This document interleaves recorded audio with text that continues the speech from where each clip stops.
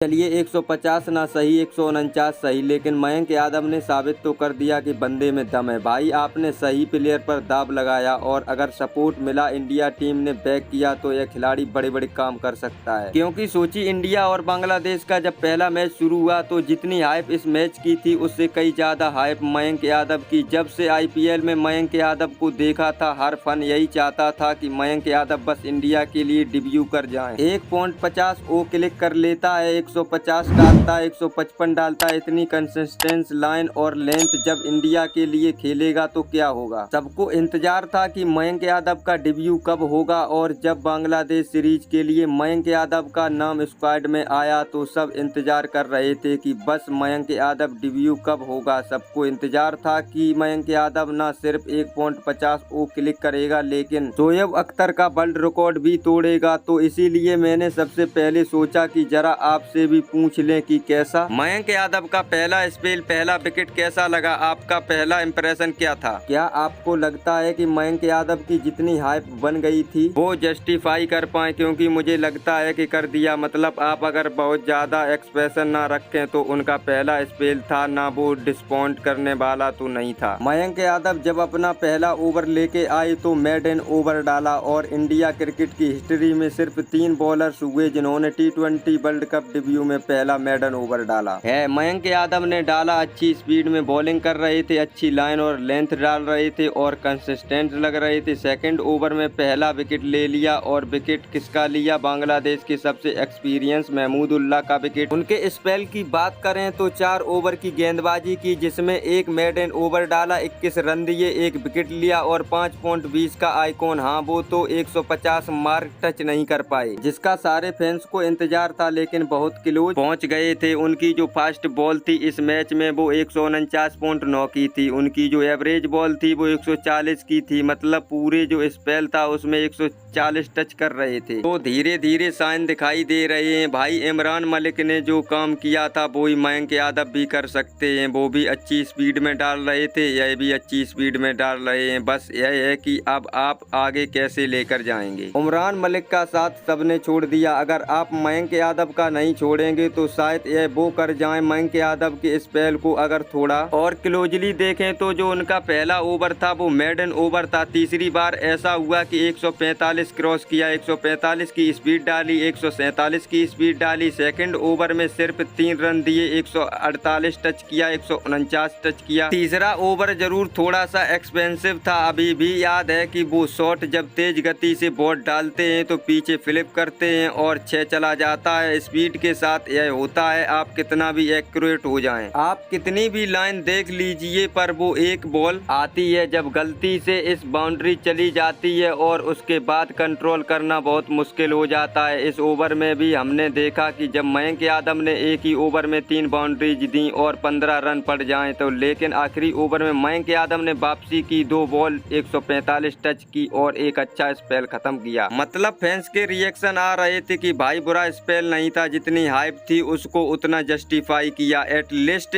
Sense दिखाई दे हुए आगे जाकर यह बड़ा गेंदबाज बन सकता है। कुछ फैंस का रिएक्शन सामने आया तो मैं आपको बताता हूं कि कुछ लोगों ने कहा कि भाई मयंक यादव को देखकर लगता है कि जसप्रीत बुमराह की कॉपी है और ब्रेंडली की स्पीड है। कुछ लोगों ने कहा कि भाई मयंक यादव ने तो अपना काम कर दिया, अब यह बीसीसीआई के जिम्मेदारी की जो इमरान मलिक के साथ हुआ वो मयंक के साथ ना हो। किसी ने कहा कि शोएब अख्तर तैयार हो जाएं, वर्ल्ड रिकॉर्ड टूटने वाला है आपका। किसी ने कहा कि जसप्रीत बुमराह को एक प्रॉपर बॉलर पार्टनर मिल गया है, कि बैट्समैन को डरने की जिम्मेदारी। दरअसल अनकैप्ड खिलाड़ियों को रिटर्न करने के लिए कम पैसे खर्च करने पड़ सकते हैं, लेकिन अनकैप्ड प्लेयर्स को रिटर्न करने के लिए इस बार कम से कम 11 करोड़ खर्च करने ही होंगे। वहीं अगर मयंक यादव को टीम रिलीज करके उनके लिए आरटीएम का इस्तेमाल करने के बाद में सोचती है, तब भी उनके लिए रकम बड़ी खर्च करनी पड़ सकती है। इसकी वजह है कि मयंक यादव जिस पेस से गेंद डालते हैं उसे देखते हुए नीलामी में उनके लिए महंगी बॉल लग सकती है। ऐसे में आरटीएम का इस्तेमाल करने पर भी मयंक यादव लखनऊ सुपर जेट्स को काफी महंगे पड़ सकते हैं। आपको बता दें कि मयंक यादव ने आईपीएल में काफी तेज गति से गेंदबाजी करके काफी सुर्खियां बटोरी थी। उन्होंने आईपीएल में 2024 में सबसे तेज गति से गेंद डालने का रिकॉर्ड भी बना दिया था। इसी वजह से उनको इंडिया टीम में